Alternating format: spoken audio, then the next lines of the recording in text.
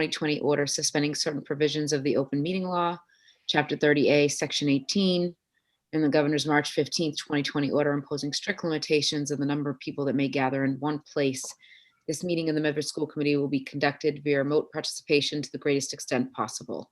Specific information and the general guidelines for remote participation by members of the public and or parties with a right and a requirement to attend this meeting can be found on the City of Medford website at www.medfordma.org.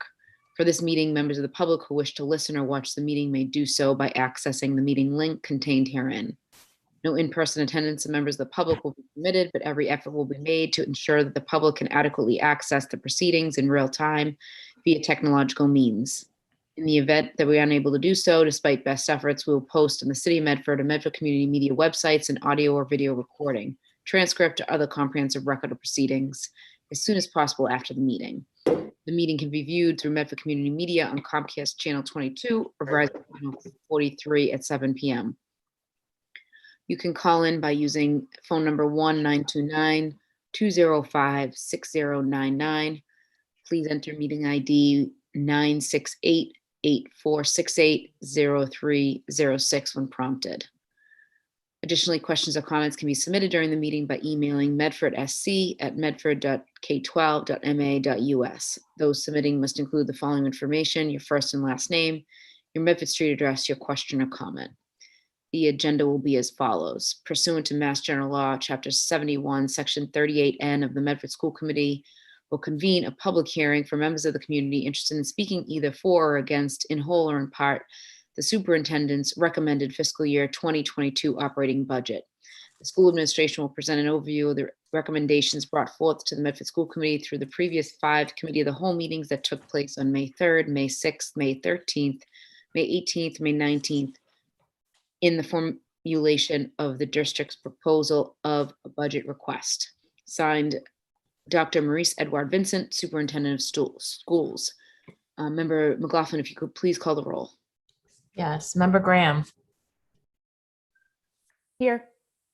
Member Kratz. Here. Member McLaughlin here. Member Mastone. Here. Member Rousseau. Here. Member Van de Kloot. She's here. Member Van, just unmute yourself, please. Present. Mayor Longo-Kern. Present. 7 present, 0 absent. We all may rise to salute the flag. I pledge allegiance to the flag of the United States of America and to the republic For which it stands, one nation, under God, indivisible, with liberty and justice for all.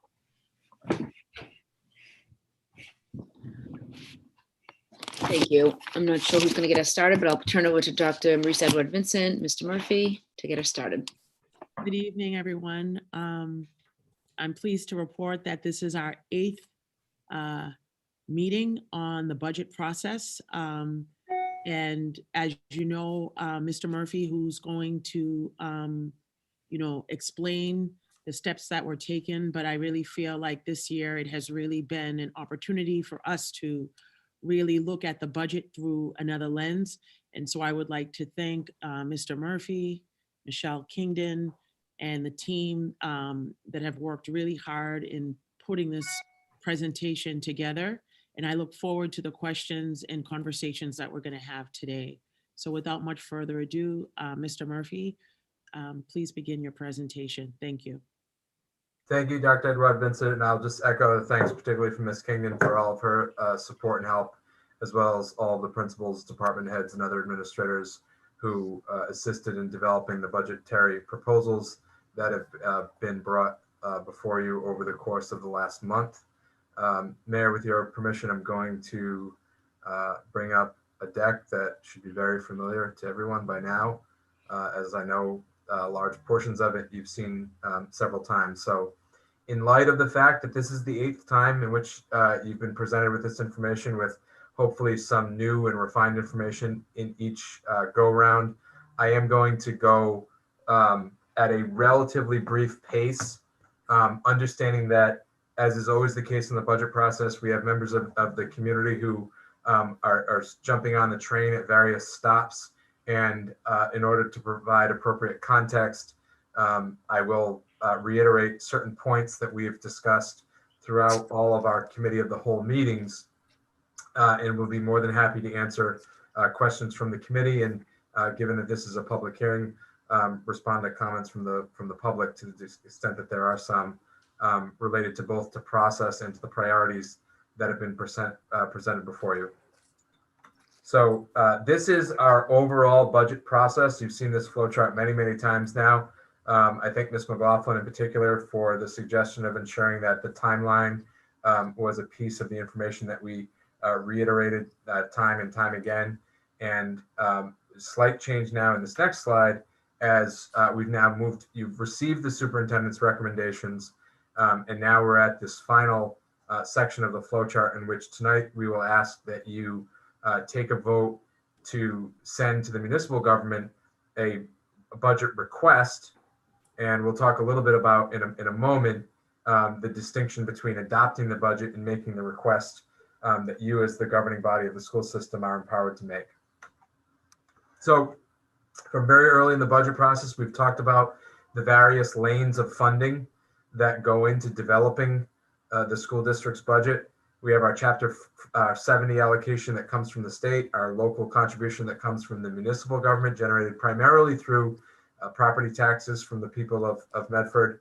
We have our external funds that come in and year out, and that's a particularly important lane in the COVID era, in that the federal government has provided to school systems a significant amount of funding that is earmarked specifically for districts, with the intention, as we've echoed at the local level many times over, the importance of attempting to provide the remedial support necessary to support our students in the wake of an unprecedented instructional disruption.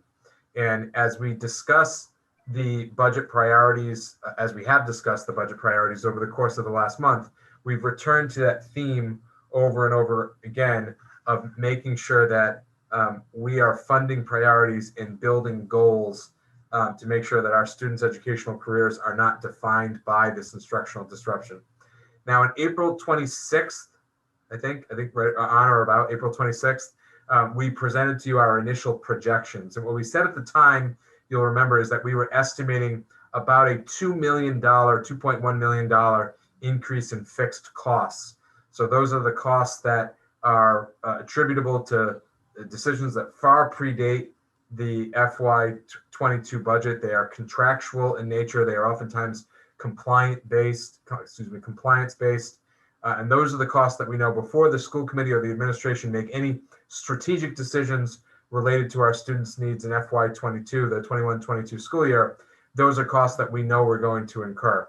And as we discussed over the last several weeks, it became clear throughout the budget process that primarily due to some increases in special education tuition and transportation costs, that number was actually going to go up to closer to $3 million, which again, you've heard me say several times, special education budgeting is a roller coaster of sorts. It's very fluid. It's always very fluid. It's fluid, frankly, throughout the fiscal year. The $1 million variation is not particularly unusual at any point, even in the development of the budget before it's adopted. What buffers that, what insulates us from the total impact is there's a significant amount of external funding that comes in through circuit breaker or IDEA grant to help defray that. So we are not going to see of the 3.1, it's about $2 million of that comes from special education. We're not going to see a $2 million increase effect at the local level, because we're going to have that external funding that's going to offset that to some degree. But we also have fluidity, as I said, throughout the fiscal year, meaning that it could go up, and therefore we have to plan based on those projections, and that's why that number is where it is. So there's also been some fluctuation in the numbers since we presented on May 19th, the final committee of the whole, as was relayed to the communication that came with the budget to the school committee, and it's been available on the school district website now for several days, that as the process we call scrubbing the budget, going through and looking at each line to determine, is there a more appropriate place to put a particular budgetary priority? From that, we were able to reduce by north of $1 million, primarily by when we presented with our department heads and principals in order to provide an authentic representation of the school district's needs. There were a number of budgetary priorities that ultimately, when we looked at them with a closer lens and really scrutinized them, we saw them as belonging on the capital side of the budget process. So that's not a reduction to suggest we are not going to do the things that were represented by the information presented to you throughout the committee of the whole meetings. It's just that some of them we think, and it varies. There's additional grant funding that we've learned about last week that may come through our E-rate process. So that could assist in the building out some of our technology infrastructure. We have some other capital funding available that we think we're gonna be able to like address things like generators and hot water heaters, and we've had some good conversations with some folks in the city administration about various funding sources for some of that work. And so all of the information that was presented to you, to the best of my knowledge, was accurate. It does detail what it is that we are expecting and hoping to do. And ultimately, the recommendation before you tonight does land within that $3.1 to $5.8 million range that we had projected on April 26th. So with regard to the total numbers, we'll talk a little bit about in a second the highlights. The operating budget, not including external funds for FY21, is $62.3 million. That includes that $1 million supplement that the district received when the Chapter 70 funding was released in late August.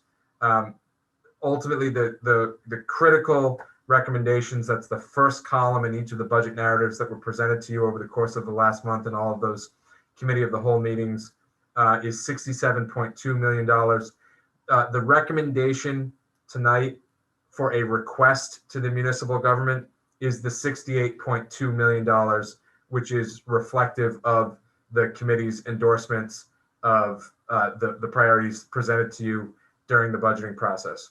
So this is the point in which I have to say, as you've heard me say many times, the school administration has concurrent responsibilities. One of our responsibilities is to assess the district's needs in an authentic manner and present that information to you as the governing body of the school system. And we believe that the authentic needs of the district in terms of what would be a sound, prudent investment that would benefit the students of Medford is $68.2 million, thereabouts. At the same time, our second concurrent responsibility is to plan to operate the district with whatever appropriation is ultimately made. And that's what the $67.2 million represents. And that's why we discussed at the very beginning of this process a range from $3.1 to $5.8 million. We know that when we make this request to the municipal government, the mayor, the city council, all of the other municipal officers, who I would say incidentally have been cooperative partners, and there's been, I think, excellent dialogue between our school administration and our counterparts at City Hall throughout this process. We know that there is a broader context in which that appropriation is being made, and we will be prepared to operate the district effectively to benefit students, regardless of what the appropriation is. Again, we have a responsibility to be straightforward and transparent and candid with the community about the importance of this investment. And that's how we have attempted to fulfill those two dual responsibilities, both to be prepared for whatever contingencies there may be, and also to be transparent and straightforward with the school committee and the community at large as to what the needs of the district are. Now, I would also say that the other variable involved in this budgeting process is that we know that the federal funding that is available is going to position us to pursue several of those priorities for which there is a strong nexus between the need and the impact of the pandemic. And certainly that having that essentially a federal backstop to that is important. But as we've discussed, understanding that the ESSER funds are one-time funds and when possible should not be used for reoccurring expenses, that positions us in a place where we don't want to be creating the types of structural deficits that we know are unsustainable at our current pace. I would say that, and I know there's been a lot of discussion about this, so I just want to be candid about the fact that I'm not suggesting that this investment, as sizable as it is, represents a revolutionary or fundamental change in investment on the part of the community in public education. That's not what this is. What it is an attempt to be honest and sincere about the needs and the priorities of the district in a way that will do right by students within realistic parameters and without being shy about what the needs of the district are. And so that is not always the easiest needle to thread when presenting this information, but over the course of this process, that's what we've attempted to do. And again, understanding that after you make this request to the municipal government, and the municipal government ultimately makes an appropriation, we will then present to the school committee a revised budget that will either look identical to the one that you see tonight, represent where necessary a scaling back of certain investments, or theoretically expanding upon those investments. And when we do that, we will also have a clearer sense as to what the ESSER budget will look like. Just some highlights here in terms of the things that this budget would position the district to do. Again, you've heard about these over the course of the last month in the several meetings that we've held, and all of that information is available on the district website. And for members of the community who have not had the opportunity to go back and see, well, I don't know that I would say, and I both thank and commend the committee for the extent to which each of these committee of the whole meetings have been run in a very timely and efficient manner. Almost all of them have landed pretty much at the 2-hour mark. And so for those looking for 10 hours of, I think, fairly interesting, insightful, and candid discussion about the budget of the Medford Public Schools, I think those are, if that's what you're looking to spend 10 hours to doing, this is as good of a way to do it as any other 10-hour allotment that I'm aware of.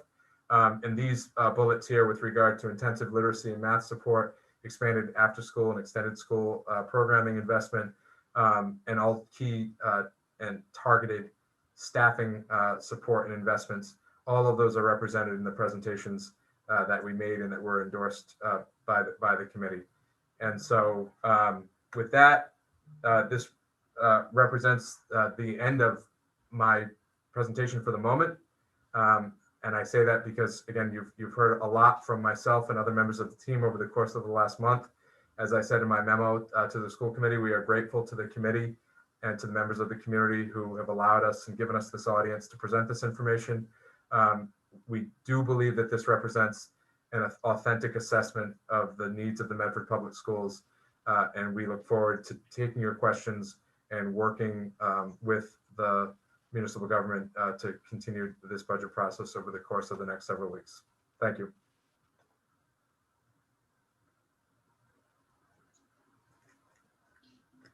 Thank you, Mr. Murphy.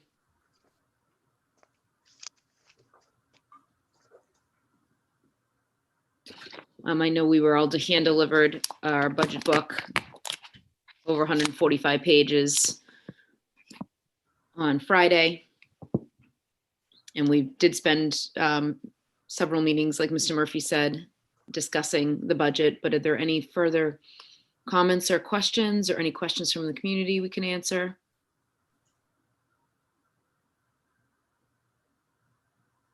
Member Rousseau? Thank you, Mayor. I'm just trying to be 100% clear that our request, if that was the allocation that the mayor actually gives us in her budget, that will be the line item in her budget, not a different number with understanding that funds are coming from ESSER or other places. Well, our recommendation is for the request to the municipal government to be for $68.2 million.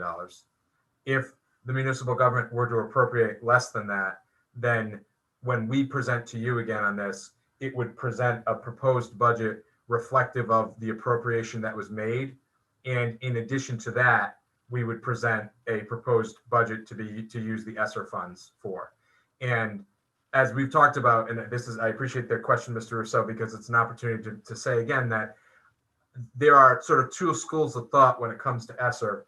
One is that the ESSER funds are there and should provide relief to municipal governments because that's the money that can go to schools, and they need not essentially, it doesn't need to be considered a supplement.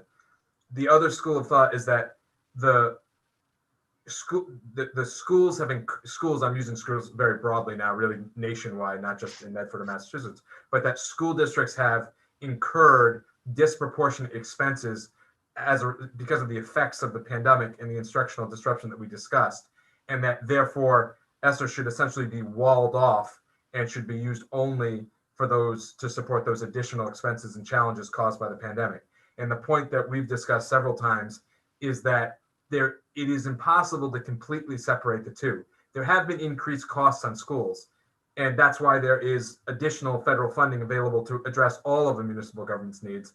And to say that it's ESSER should be the only money that goes to schools would completely discount the fact that we've incurred greater expenses in many ways and have greater challenges than almost any other entity in society, never mind municipal government.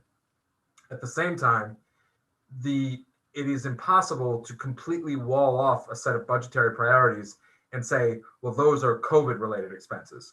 The social emotional supports that our students are in greater need of now were and will be needs even when the pandemic is a distant memory.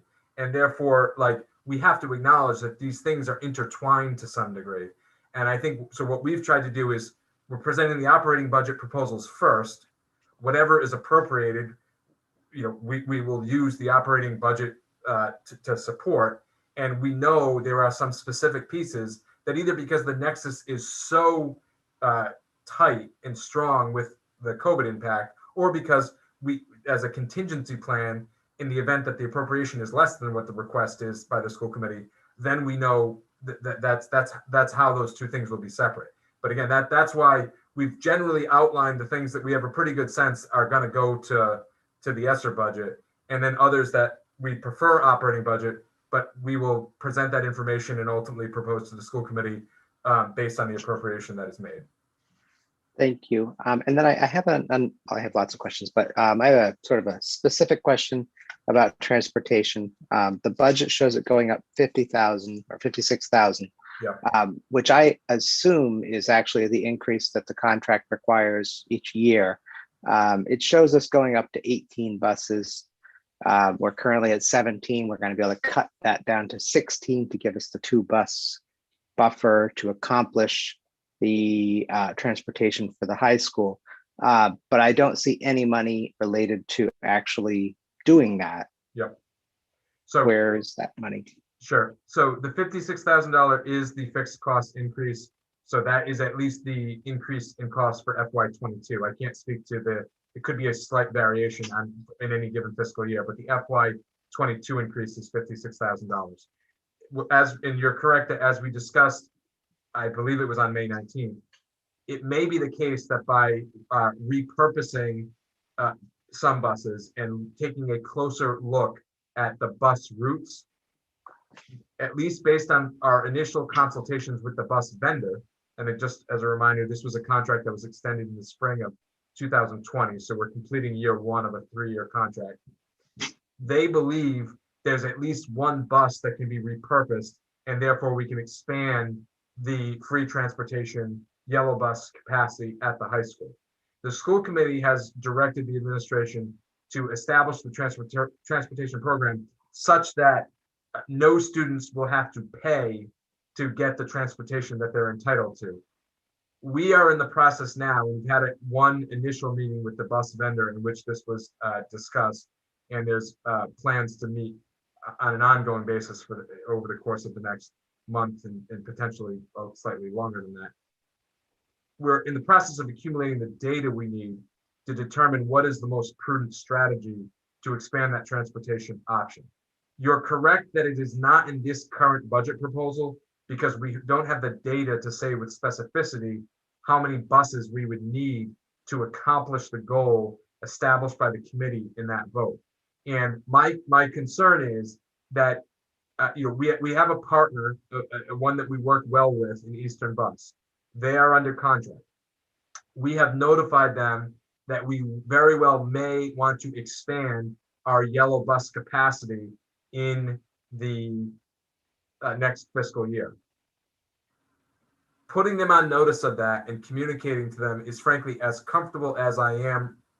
That is what I am most comfortable doing at the moment, because if we do anything else of a more official variety to suggest that we are definitely going to need additional buses, once we look at the data, it may be the case that we only need one more, and by repurposing the buses we have, we can accomplish that. But if we do anything else to indicate that we intend to expand that capacity, I am somewhat concerned that the vendor could then rely on that representation to procure the infrastructure that they need to fulfill that intention.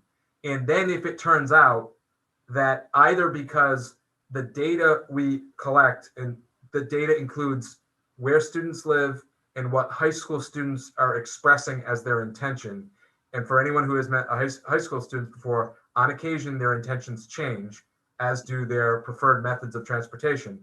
If that were to happen, we could be in a situation in which we've made a sizable investment in transportation without any actual benefit being realized by students. And so it may be the case that by the time we present a budget to you to adopt, we have data that we think is reliable, and we might say at that point, okay, we want to shift this around, we want to use this funding for this at the time, for the time being, to increase from 1 to 2 or 1 to 3 or what have you. But right now, we have a mandate from the school committee, which is very clear, and I think frankly makes a lot of sense and seems to be a big step forward in terms of transportation equity. But we don't have enough data to actually say, let's spend this amount of money on it, which is why right now we're only going with the fixed cost increase. I know that's a long explanation. It's a very good question. You're not the only person who's asked it. I'm glad that you are asking it, but we're going to need more time to figure out exactly what we need to do to comply with that directive. Thank you. Member Graham, then Member Kretz, and then I think I saw Member Vandekloot's hand up. Thank you, Mayor. I just want to make sure I'm clear that anything listed in the tables with a TBD next to it is not something we can expect to see at the beginning of the next school year. Is that under this budget, under the $68,221,865? So I don't think I would necessarily say that that's true. It's probably true in the TBDs that I can think of. Certainly the TBDs that were in a column that say long-term priority, I think that's probably true. If 68 point, there is and there always will be a lot of fluidity within a $68.2 million budget. And so it is certainly possible that if the municipal government were to appropriate $68.2 million, given the types of movement that you always see during a budget, and savings that is just sort of naturally realized during the course of the year, it's totally possible that something could materialize, and something that currently has TBD next to it could become something that we're able to do, and we'd certainly keep the committee informed of that. But most likely the TBD ones are most of the ones that, again, for the most part, they're long-term priorities that were presented to the school committee because we, at the committee's direction, wanted to present as authentic and comprehensive a collection of priorities and goals as possible. So if there's a specific example or examples, I'd be happy to speak to that, and I might be able to get into more specificity as to the sort of likelihood. But for the most part, if it's listed at TBD, it's more likely that it's long-term, and we're trying to collect more data to determine whether it is both necessary and possible. I think actually, as I'm saying this, I mean, the bus is a great example of that. That we know what we know what it would be. But the variable is not the cost per bus. We know that's in the $75,000 to $80,000 range. the question is, do we need, how many would we actually need? So that's a variable that at the moment, it's very possible that it could happen. We just don't have enough information at this point to say that it will. Okay. And there was about $852,605.20 outlined as infrastructure requirements. Yep. Are they part of the $68 million ask to the For the municipal government? Yeah, for the most part, no. But I will say that, there will be times where if things are of, depending on the urgency of something that has to happen, it's conceivable that they could become that. But that would be something we would bring back to the school committee. We wouldn't, if it's something that really should be a capital expense.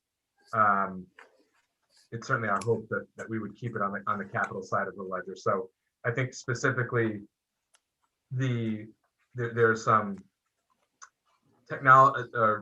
technology infrastructure related to archiving and network security. There are some subscriptions related to our access points and making sure that they're properly renewed in a timely manner.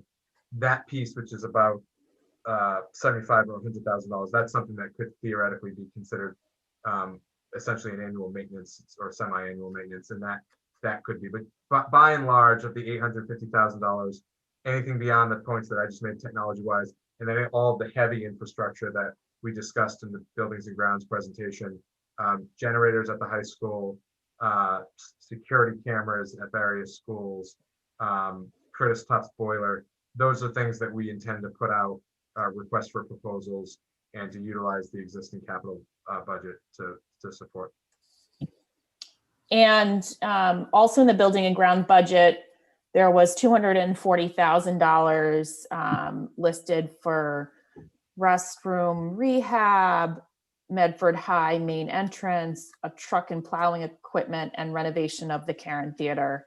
Those are all capital, not in the 68.2. Not in the 68.2. Correct. And when will we be talking about the capital budget? Well, as soon as we get done talking about this budget, it would be my guess. Hopefully within the next, I would, hopefully very soon. I would just say there is a $153,000 increase in the buildings and grounds. I believe it's in contracted services, but it might be the line below contracted services, with the idea being that the maintenance that is required to maintain the upkeep of the improved HVAC systems will have added costs, and that's what that 153,000 is attributable to that. Okay, and then on the elementary school side of the budget, the language in each was building-based literacy and math coaching positions. Yeah. Under long-term budget priorities. Are you? You are correct, and I appreciate the attention to that detail. So that is included in the 68.2, and it's an exception to the rule related to keeping long-term priorities out of the FY22 budget. The reason for that, and I really genuinely appreciate Ms. Graham raising this point, because it's an opportunity to illustrate what I meant by ultimately we are planning for the contingencies necessary based on whatever appropriation we're giving. The school committee communicated to us at one of the latter committee of the whole meetings, at least to some extent, their hope that some of the previous long-term priorities would be incorporated into this budget proposal. I think the sentiment from that was very, very clear, even though ultimately the endorsement of the budget proposals that were being made, I would say, includes the endorsement of something designated as a long-term priority. However, because it fit within that projected range, we did include that in this proposal. But I will also say that the administration, I think, has been very clear and candid about where our priorities are and what we are essentially currently structured to utilize and to capitalize on best. And so if the appropriation is less than the request, I would expect that the coaching positions are not going to be included in the recommendation that comes before you for the budget adoption. And we talked about why that was in the May 18th committee of the whole. But just essentially, it is that while we think ultimately literacy and math coaches would be an excellent investment and will help build out our capacity and will improve instruction for students, going from our current 0 to 8, as outlined here, is not something that we think, frankly, we have the capacity to do to the standards that we would need to. And therefore, now, could it be the case that we do fund one position and start to build out our train the train models and build out our capacity to prepare for eventual additional investment? Yes, I think that is possible, but I do not anticipate that those would be high priorities based on the contingency planning that we're doing. So if you're out there and you're thinking about applying to be a math or literacy coach, I would say probably rethink that, at least for the time being. Thank you for clarifying that. And I also want to clarify that we're sticking with half of a librarian for 4 elementary schools for the upcoming year as the desired number. The library staff, the library staffing allocation is currently embedded within the instructional technology department. And I believe it referenced in the memo that there's still some clarification that we need to iron a few of those details out. I don't anticipate that we would make a significant increase in the recommendation related to library staffing. However, I think that there are some short-term staffing needs due to the expanded technology that is going to need to go into that umbrella department. I think that both administrators, Mr. Ringer and Ms. Layden, who presented to you, is not at all a reflection on them, but the structure of those departments, I think, is leading to some challenges. One of the ways that manifests itself is that because those departments are structured the way that they are, there's staff that should be focused on libraries that are having to address technology-based issues, and that it's not a good practice, generally speaking. So it may be the case that we use some ESSER funding to have some temporary support on the technology side to free up some capacity on the library side. I think that's one of the ways that we're going to address some of the challenge that we're seeing. It is not, and we talked about at the beginning, the sort of this being a significant and healthy investment, but not necessarily representing the type of fundamental change that has been discussed in various forms. I am not suggesting that our temporary technology support that frees up some library staff represents the type of fundamental change that some may advocate for. I don't think that would be represented, but I do think it would improve the situation in terms of just having more support in the libraries. So if that sounds like a convoluted answer to a very simple question, I would say that I agree with that. It's just that there's some more untangling that has to happen. And I don't expect us to recommend a significant increase in the library staffing. I do expect we'll be able to improve the situation, and there may be some change by way of a slight increase in investment when the sort of numbers play out over the course of the next several weeks before we come before you with a recommendation for a budget to adopt. It's a messy one. I'm not trying to talk in circles. It's just that's a particular difficult one that we're trying to fix. Thank you. Okay. Thank you, Member Graham. Member Kretz, and then I believe Member Vanderkloot, Member McLaughlin, then Member Rousseau. Thank you. So my question might be similar to Ms. Graham's question. I think it might be the same exact question. So I had a question, how will the costs associated with some of the repairs that we discussed in the Building and Ground Subcommittee last Wednesday? We talked about the generator at the high school, the hot water system. I see the transformer is listed in this budget. and the Curtis Tufts hot water system or boiler. I think you mentioned at the beginning, I was just trying to type everything down really fast. How will those costs be paid? So potentially, there's a few different sources, but they're all in the capital budget lines. So there's approximately $815,000 line item that's been appropriated to the schools, and about $160,000 line item that was appropriated from a previous project. And the ones that you specifically just mentioned, I would anticipate RFPs being issued, and then the administration coming before the committee to request authorization to spend down from those capital funds to address those urgent capital needs. And that's specific to the generator, the boiler, and there's a third one that's not the hot water heater that I would have to get back to you, and I'd have to get back to you on a later date on the third one. But the hot water heater, we're in active discussions right now in the hope of not having to utilize those funds for that. And that's the same for the restroom project and the front entrance as well. Thank you. And when do you think we'll get the appropriation from the municipal government? I guess in the past, and maybe I'm wrong, but I think in the past we typically had the appropriation, like when we went into the final budget meeting, like we knew what we got for a number, but I could be, just not remembering Correct. correctly. No, you are. So All right. I could answer that. Just Yeah, okay. with just meeting with consultants today for the first time, CLA, they're going to be helping the city, and we still have interim guidance on ARPA. So that guidance isn't final, therefore there's no final numbers, but we're still working through it. So you're right, Member Kretz, usually the city would give a number, we'd have that number already outlined. What I'm trying to do is do everything I can to make this a reality for our students and faculty. Thank you.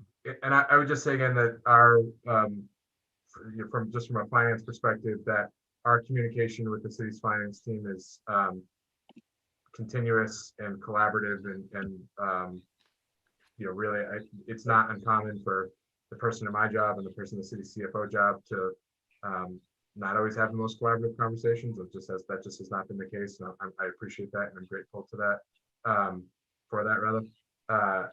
But at the same time, the sort of shift in the process that the committee asked us to employ, and what we've done over the course of the last month, and this is really important, particularly for members of the community that may watch this process play out year in and year out, is that we've tried to build a proposal that is authentic to the needs of the district.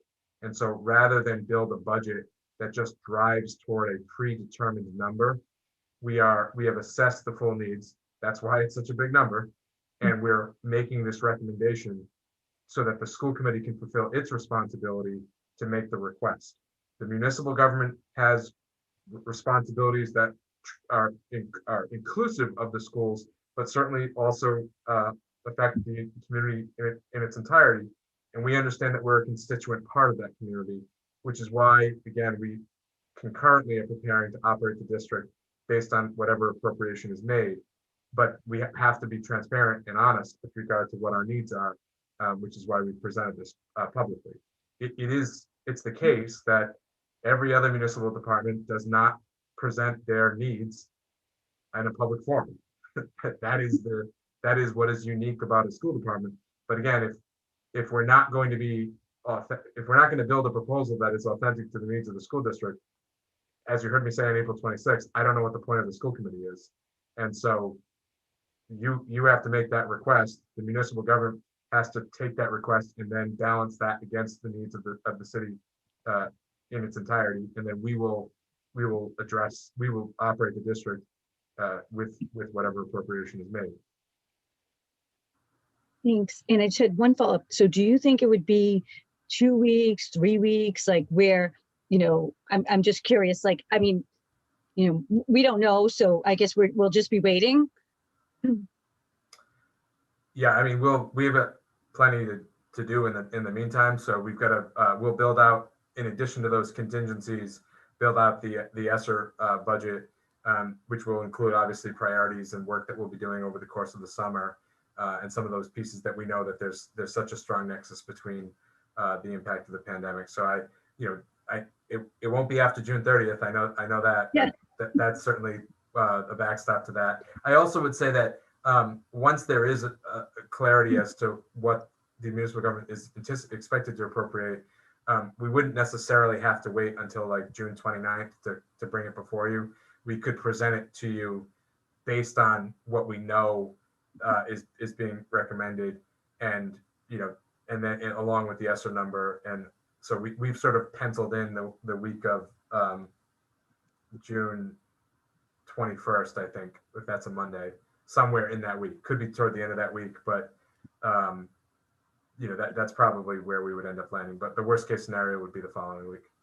All right, thank you. Thank you, Member Kratz. Member Vanderkloot, then Member McLaughlin, Rousseau. So, Mr. Murphy, you and I spent considerable time today discussing the issue that my colleague brought up at the top of this meeting with the transportation for the high school students. And really what we come down to, if I'm clear on it, is that no final decision has been made, except that you are working towards the fact that the school committee wants to provide transportation. One thing I thought about after our discussion was whether students would still be able to buy bus passes if they were so inclined. There certainly would.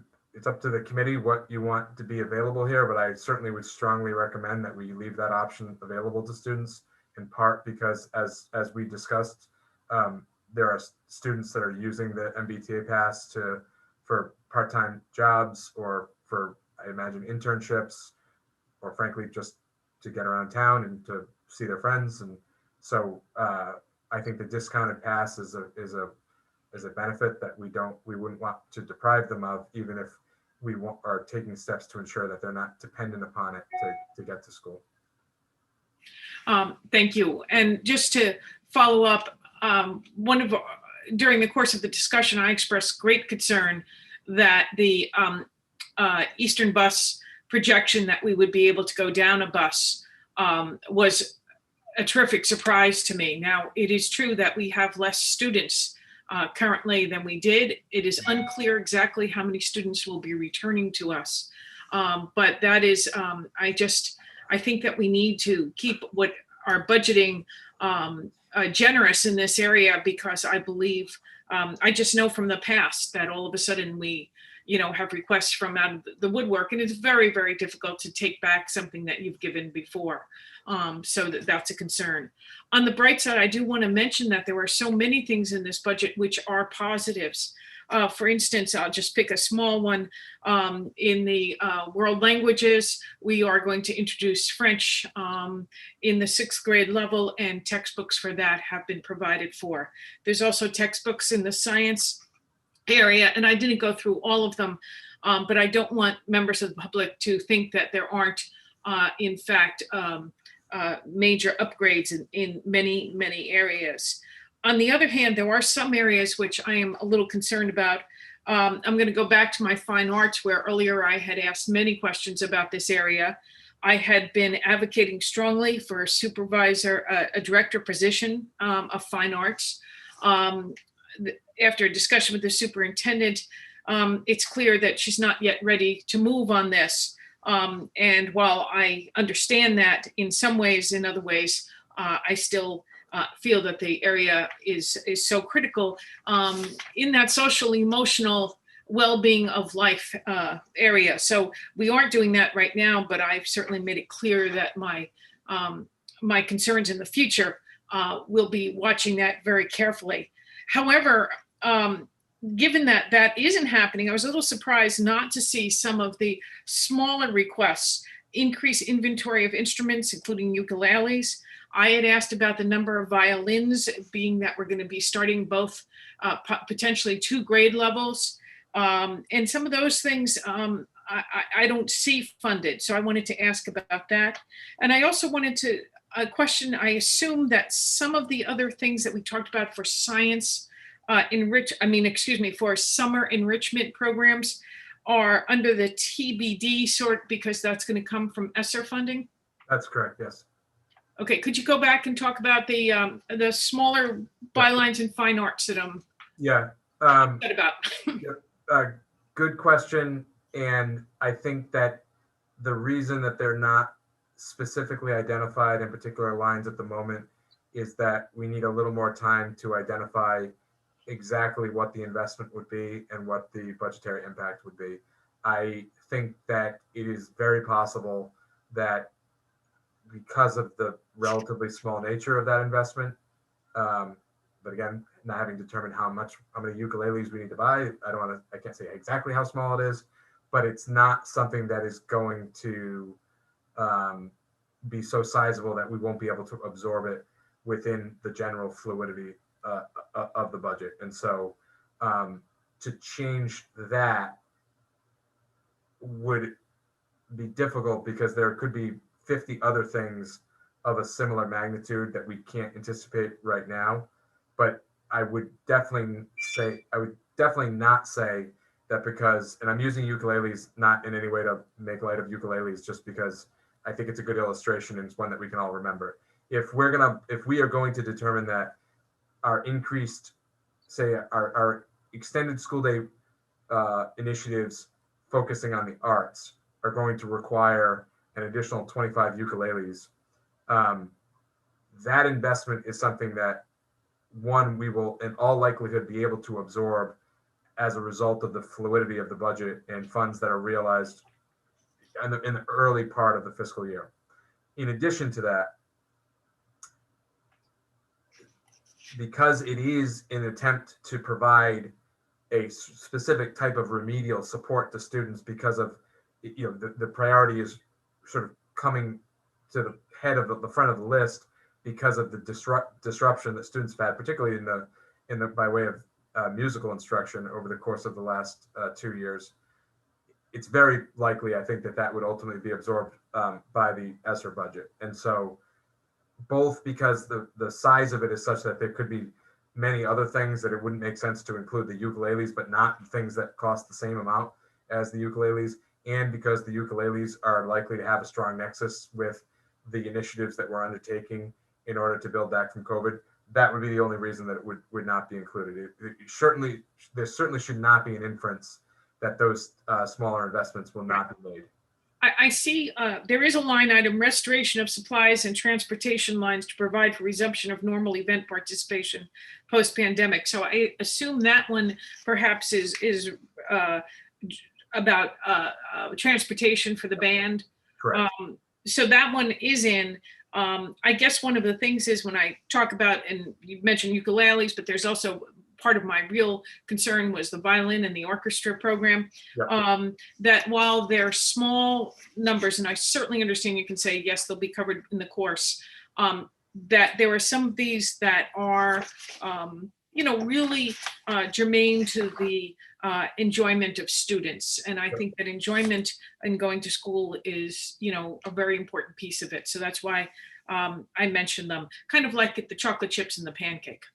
Yeah, no, I think you're absolutely right, and I think that it's an important illustration that I think in presenting the $68 million worth of stuff, it's something that isn't specifically called out, but is something that I think the committee is very right to be concerned about, and I think that we have heard that priority and have begun the necessary discussions to make sure that we're able to address that. But in a world where we can't say with enough specificity exactly what we want to do with it, that's the only reason it's not specifically called out. But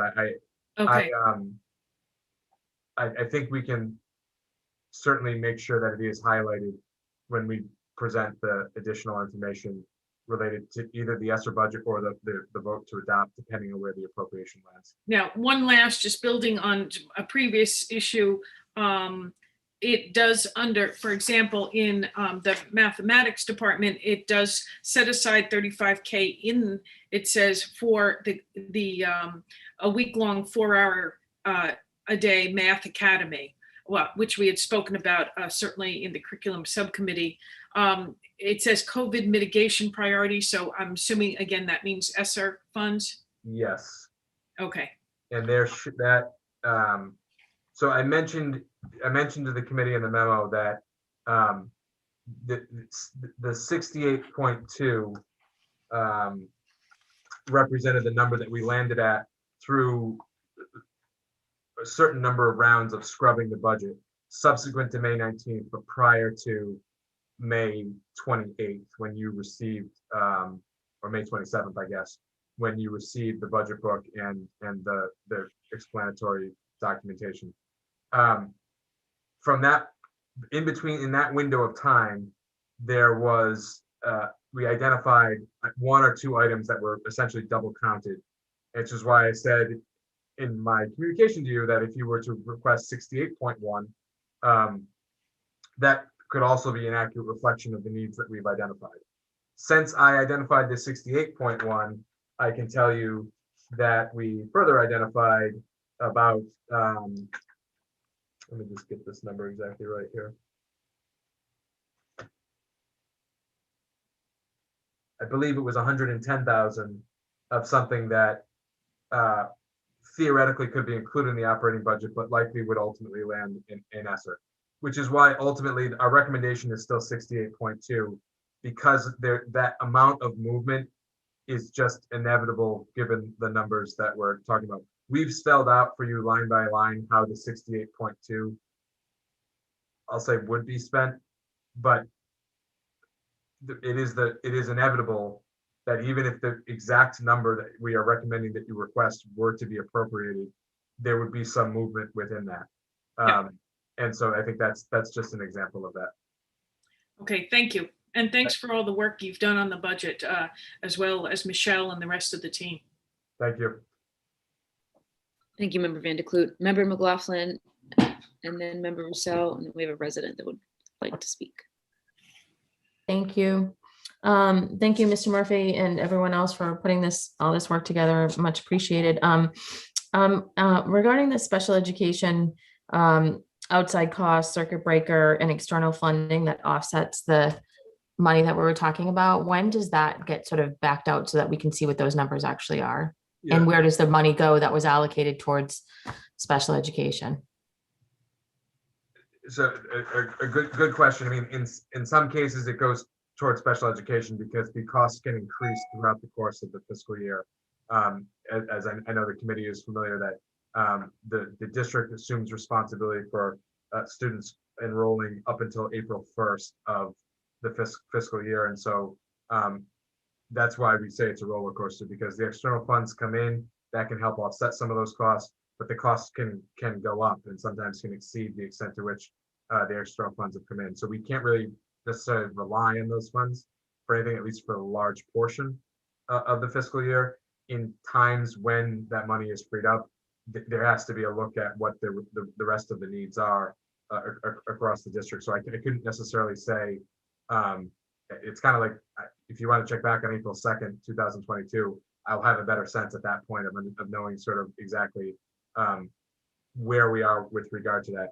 With regard to the numbers, those can fluctuate a little bit, but by the conclusion of the summer, we should have estimated projections, which I know, as we've discussed, in previous years, it's been somewhere between $1 million and $1.5 million have come in. And so while we've seen an enrollment decline, and some of that external funding has declined over the course of the last several fiscal years, it's generally stayed within that range of $1 million to 1.5.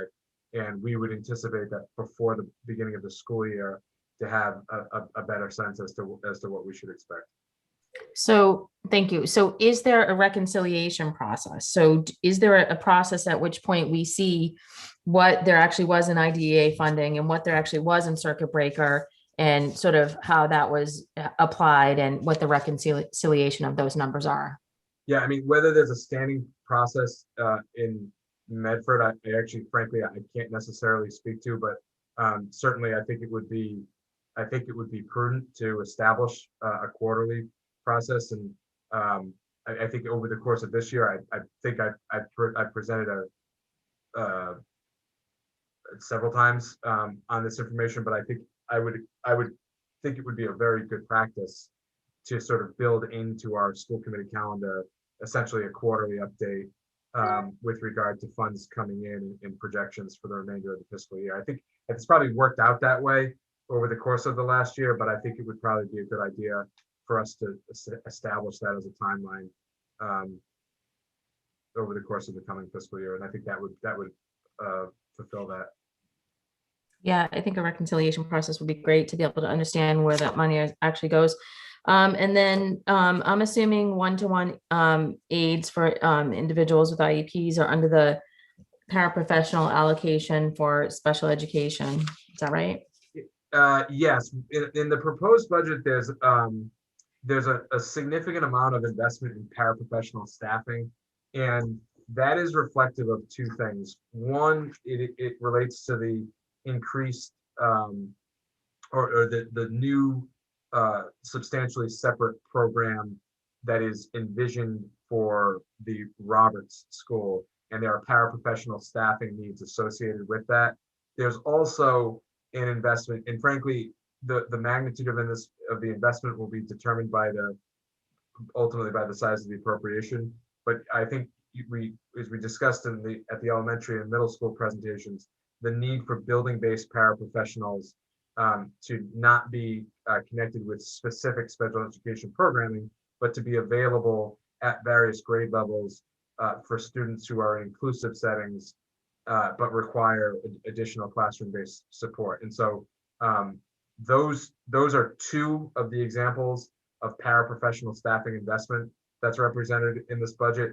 The one-to-one paraprofessional support, and I frankly, I can't say off the top of my head exactly how many would be represented, but generally speaking, would be considered part of the fixed cost increases, because those are situations in which students have an IEP that requires a one-to-one paraprofessional. And so we know that regardless of any strategic decisions that are made in terms of investments, we know that that's going to be a compliance-based obligation that the district is going to incur.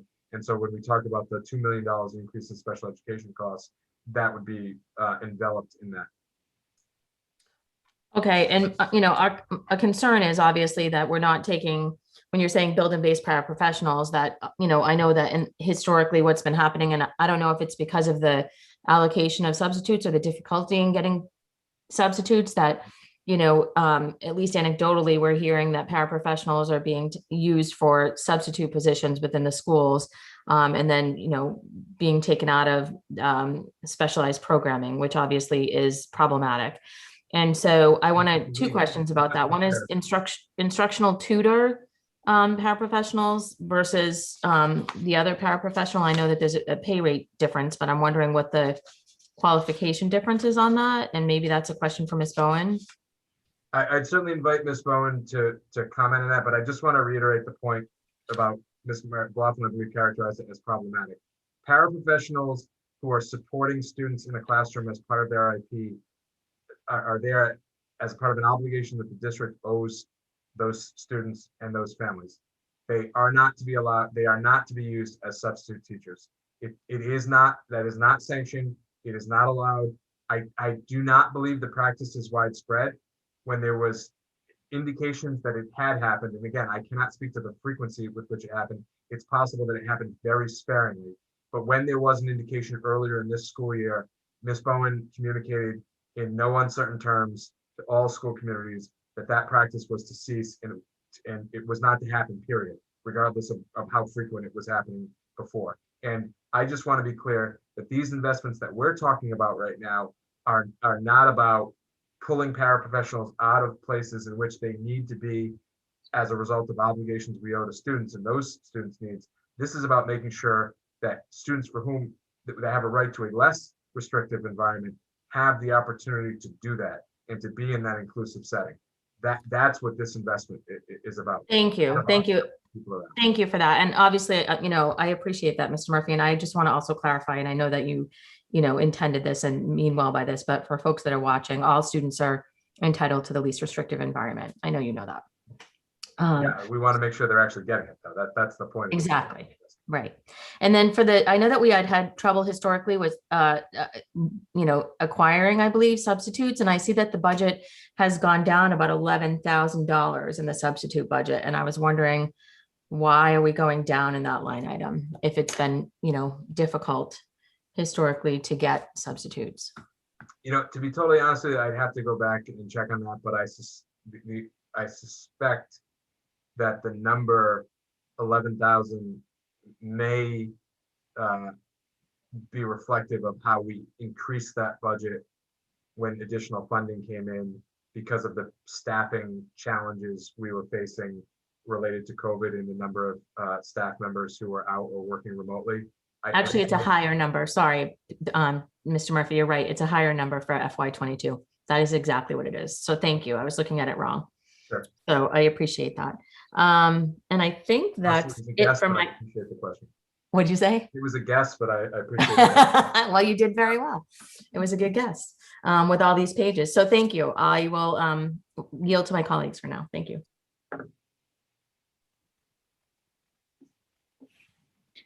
Member Russo? Thank you, Mayor. I know Member Vanderput spoke about a fine arts director. I do hope that next year we can prioritize that. If you look at departments and you organize them how they should be versus how they are in the budget, fine arts took a pretty huge hit last year. We do need to restore that. As great as all of our fine arts department staff are, I felt like I got to know the fine arts director at every single program, at every single school. He was not just, a paper pusher or any kind of derogatory term you could think of for, not that you all are administrators of that kind, but, sometimes people think administrators and they just think somebody who sits and writes emails. And that was not what we had for a finance director. And I want us to return to a time when the finance director can do what that person's supposed to do. But that's for next year. Last year we had a cover letter, a memo, which I realize we're not going to really have time to do this year. And it's a different year. There's a pandemic still going on. But in that we had about $9.6 million of identified unmet needs. And, I, as excited as I am for the number, the big number, I just think it's important to recognize that it's not as big as it looks, the increase, because we took such a huge cut last year by going to not adding we laid a lot of people off. And so, it's sort of like the sale for buying a diamond, but the week before the price went way up. So you're not getting that good of a deal. So it's sort of the reverse of that. My estimate is that biggest number is about a 5.2% increase, not a 9.4% increase when you consider a 3.5% increase had we gotten it last year. And 5.5% is a big increase for Medford. I would just also suggest we think about 5.5% increase in the context of vast sums of money coming from the federal government showered on our city and schools. It doesn't feel very big. And to put it in context, and I know we're not Cambridge with their crazy tax base, but last year in the pandemic, they only gave their school system a 5.5% increase. That was like they suffered and give them a 5.5% increase. So I think it's important to not get too joyful about a potentially 9.4% increase. It is not reflection of going from a good place to a better place. It's a place where our buildings and ground budget in 2017 was $56 million. In 2018, it was 58. This year, we're going up to 57 million. No, we're going down. So, we cut $400,000 from 2018 to 2019 in buildings and grounds. So I just don't feel like maintenance is still like, what's the right number for maintaining? Like, if I was a company and had to figure out a business plan, what would be the right amount of maintenance for the amount of buildings and structures we have? Because it's certainly, I'm sorry, I said 5.8. We went down to 5.4, but this year we're going to 5.7. So, I'm happy that this number is as big as it is.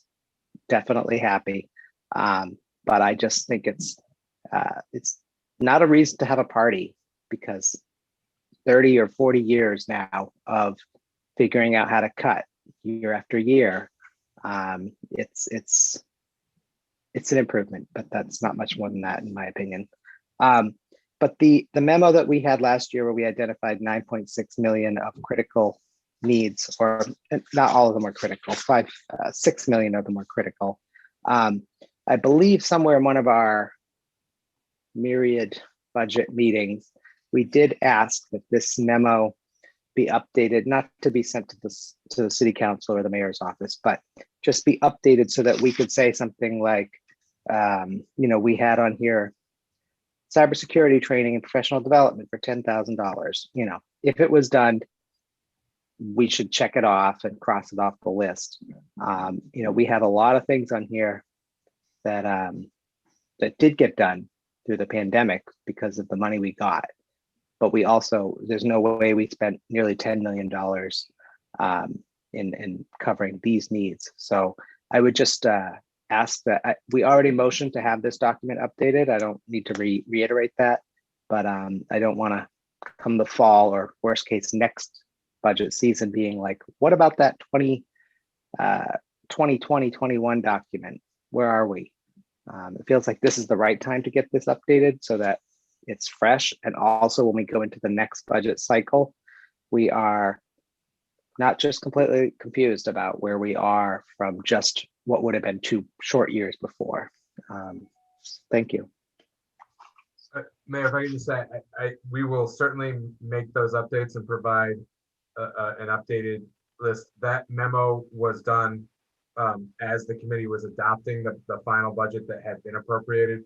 And so the sort of corresponding time to do that would be when you adopt the final budget, because then we can actually update it inclusive of things that are going to be done as a result of funding in FY22. Mr. Murphy, can I just interrupt? This was the letter that this was the cover memo that we sent to the city council. So this was for the request, which, as you pointed out, was the same thing. Yeah. So this was to them. When we adopt the appropriation, at least as I understand the process, we're not sending them something else. We're done, right? You're done, except that, like, I think you need continuous communication. I think it would take, I think the updated memo would be more accurate and compelling if it incorporated things that we at this point know we're going to be able to do, or at least at that point would know we're able to do.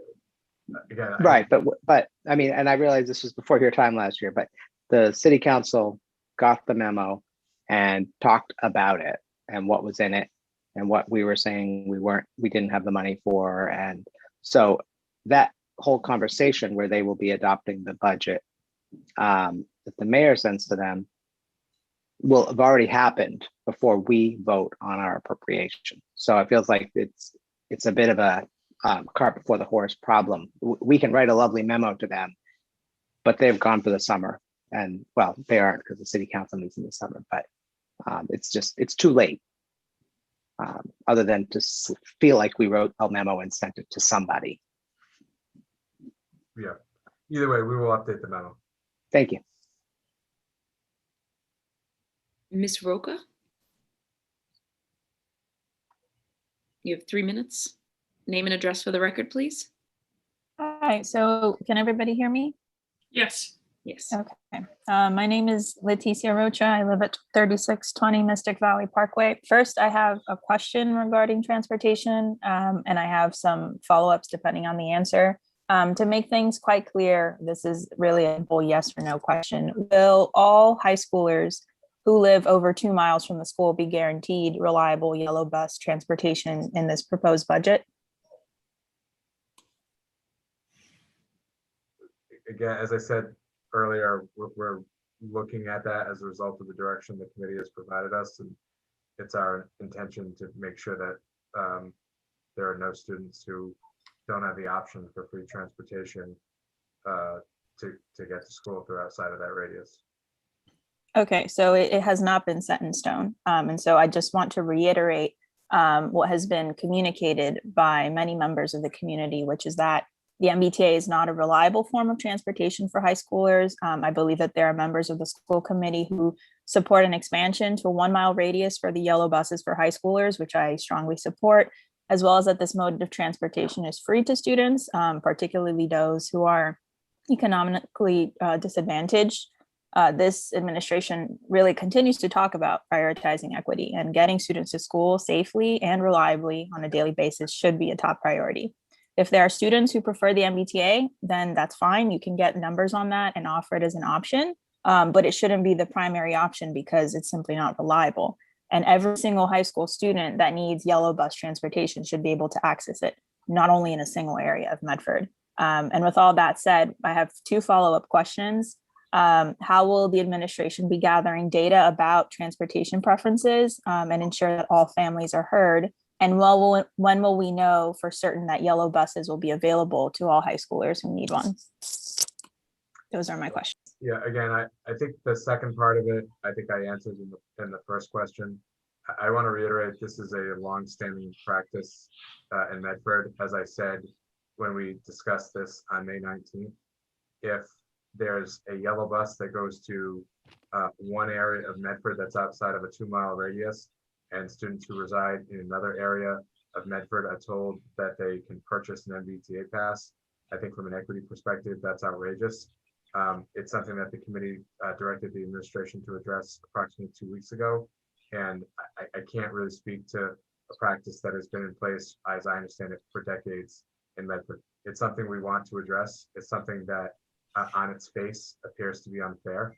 It is something that in order to do in a fiscally responsible way, and frankly, in a coherent way, it's something we have to collect additional data to determine. And so I certainly appreciate the sentiment that's being expressed. It's something we take very seriously. I don't think we pay lip service to equity. I think this would be a really long and complicated budget process if we're just trying to put on a show about equity as opposed to actually try to advance that cause. And frankly, I think every member of the administration and the school committee's time is spent without putting on a show. So we're going to continue to look at this. We're going to collect the appropriate data so we're able to make responsible decisions in the best interest of students. And as we have that data and are able to provide a coherent plan, that's something that we look forward to reporting back to the school committee on. Thank you, Mr. Murphy. Member McLaughlin? Thank you. And I want to thank Ms. Roca for bringing this topic up. And I'm wondering, I know that this is complicated and that we have to do some homework on this, but this is definitely something that has been an ongoing discussion for years and is definitely something that's a priority and something that I'm very concerned with. So I'm wondering if we could have a June 14th deadline of what we are actually doing, what those numbers are, and we make, a final decision to that end, because we do need to know for the upcoming school year. And I do feel like we keep kicking this can down the road. So I just want to be clear that the school committee renewed the Eastern Bus contract last spring. We are finishing year 1 of a 3-year contract. I do not recommend that we commit to finalizing a new plan before we close the first fiscal year of the 3-year contract. I certainly think we could provide an update and present whatever information we're able to collect by June 14th. But I have a aversion to committing to something that I don't know whether it's possible or not. So if the committee would like an update by June 14th, we'll certainly provide that. If the committee directs us to come up with a plan with specific numbers attached to it by June 14th, I have a responsibility to tell you that the numbers may not be solid, the data may not be complete, and we could end up in a situation in which a significant amount of money is expended without actually seeing a benefit incurred by students. Again, we'll follow Dr. Edward Vincent. provides. Yes, thank you. I just wanted to say, Member McLaughlin, in order for us to get that information by the 14th, it's not a realistic timetable. We really need the time to be able to get the information. And we've been given a charge by the committee, and we are working to definitely meet that charge. But I just wanted to reiterate that today being June 1st, that doesn't even give us 2 weeks to gather accurate information. And we want to be able to have, reliable information that we're able to share with you and with the community. So we definitely need more time in order to be able to do that. Thank you. May I, Mayor? Member McLaughlin? Thank you. And I appreciate that. And I can appreciate that the time that it takes. So I guess what I'm asking then is, can you give us a time frame, either Mr. Murphy or the superintendent, so that the community and Ms. Roca can know when we will have answers to these questions and some data. So if it's not June 14th, is it, July 14th, or when can we expect that we could have this information that's a reasonable time frame for you guys? I mean, we're gonna, this is something that we're going to work on in the remainder of this school year in terms of collecting data. We're going to meet with the bus vendor, and as I said, we've already met once and plan to meet with the vendor, along with involvement by the Medford Police Department, to determine the routes. The routes are necessary to determine the capacity that we have that theoretically could be repurposed. That could then help us to determine our financial capacity if we have to add additional buses. So it's certainly our intention that prior to the beginning of the school year, we're able to provide expanded transportation options. And then based on data we're able to collect, determine whether or not we have to further expand the options to be consistent with the mandate from the school committee. But again, there are parameters in which we're operating, including the contract that was renewed last spring. And so I am confident that one way or another, we are going to be able to expand transportation options next year. Whether we can fulfill the mandate that there are no students beyond a 2-mile radius who do not have free access to transportation, I don't know, frankly. I'm hopeful that we'll be able to do that. And I certainly, as I've said a few times, have, the idea that we're running one bus to one section of the community is odious. Again, on its face, I think we have to look at it more closely, but like something about that doesn't add up. There's no question about that. But without having some of these other variables identified, the only option would essentially be to write a sizable check, procure additional transportation infrastructure, and then hope that it gets used. And while I think that it appears that we've got a real problem in terms of having a great discrepancy between how transportation is provided depending on where students live, it will be another problem if we expend unnecessary resources that could be used more sensibly to provide the types of supports that we know students need, particularly students who are at risk and have other factors that therefore need additional support. So this is a pretty complicated problem, and my goal, ultimately the goal is to comply with the committee's mandate, both because it's our obligation as your employees and because it seems like the right thing to do. My primary goal at the moment is to make sure this situation is improved before the beginning of the school year. And we will come back and report to the school committee on what, if anything, needs to be done in order to make that happen. When? Kind of Again, information. the school year is point going to begin the last week of August. And so I want a better situation to be in place before that time. Whether we will get to 100% compliance with the mandate from the committee, to be frank with you, I don't know. I do know that I don't know is my answer to your question. Member Rousseau, did you have a point of something? Yeah, point of something. That's not right. We did just pass a motion, I believe, and the date we specified was August 1st. So I I think that's. we don't have the minutes yet, so I can't confirm, but I believe we said August 1st. Thank you, Well, Member Rousseau. It's certainly not our plan to put the plan together on August 29th. I promise you that. So I think you'll certainly have an update from us before August 1st. Thank you, Member Rousseau. Okay, Member Vanderkloot? Yes, the school committee received a letter this week from some of our CCSR students asking about our user fees. And this has been something that over the years, we've sought to reduce user fees.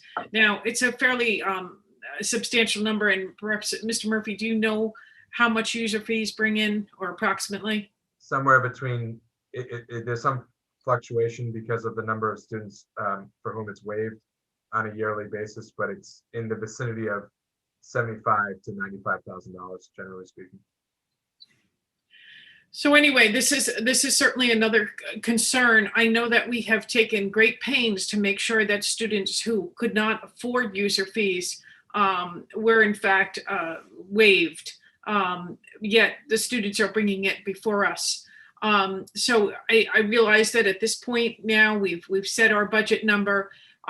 We're also clearing that there's going to be some level of change yet in the budget, as there normally are. I think it is something that we should take up again at a school committee meeting.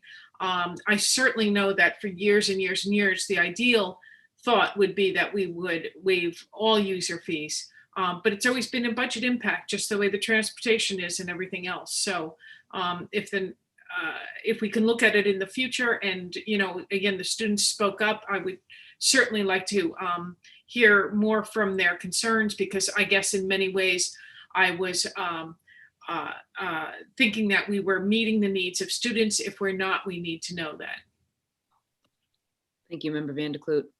Member Mastone? Thank you, Mayor. I'd like to make a motion that we accept the budget and put it forward to the City Council. For $68,221,865, Mia? Yes. Yes. Motion on the floor, seconded by Me. Second. I'll pull it. Member Kretz and Member Vanderkloot. Roll call, please. Member Graham, Yes. Member Kretz, Yes. Member McLaughlin, yes. Member Mastone, Yes. Member Rousseau, Yes. Member Vanderkloot, Yes. Mayor Longo-Kern. Yes, 7 in the affirmative, 0 in the negative. Motion passes. There a motion to adjourn? I make a motion to adjourn. Member Second. Vanderkloot, seconded by Member McLaughlin, Member McLaughlin. Roll call, please. Member Graham, Yes. Member Kretz, Yes. whoops, sorry. Member McLaughlin, yes. Member Mastone, Yes. Member Rousseau, Yes. Member Vanderkloot, Yes. Mayor Longo-Kern. Yes, 7 in the affirmative, 0 in the negative. This meeting's adjourned. Thank you, everybody, for your Congratulations hard to work. all, sorry, congratulations to our seniors too, everybody. Class of Yep. 2021. Thank you. Tomorrow night, yay.